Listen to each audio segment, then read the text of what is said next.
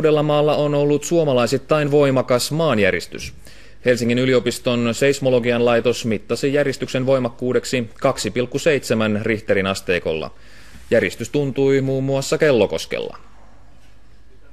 Raili Airaksinen vietti tänään rauhallista iltapäivää. Kotiuduttuaan kauppareissusta Airaksinen pani pitkäkseen sohvalle, mutta sitten alkoi täristä. Siis se tuntui se tärinä sillä tavalla tietysti, että katto, niin kuin katto olisi tullut sisään.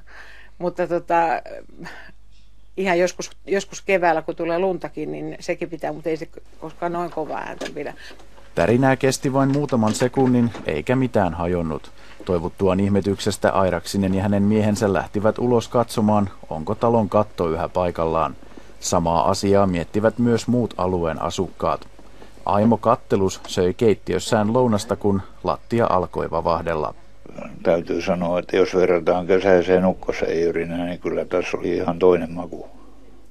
Minkälainen?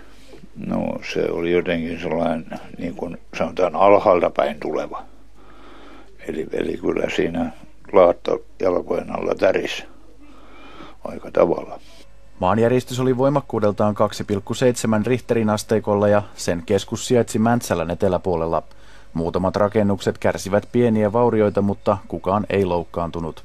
Vastaavanlaisia järistyksiä tapahtuu maailmassa noin 1000 päivässä, mutta Suomen oloissa järistys oli poikkeuksellisen voimakas. Ei tämän kokoisia Suomessa kovin usein tapahdu, että tuossa kävin tilastoja läpi, niin tässä on 10 vuotta, kun edellisen kerran hieman suurempi kyllä sattui. Myös järistyksen paikka oli poikkeuksellinen. Suurin osa Suomen vuosittaisista noin 30 järistyksestä tapahtuu Lapissa.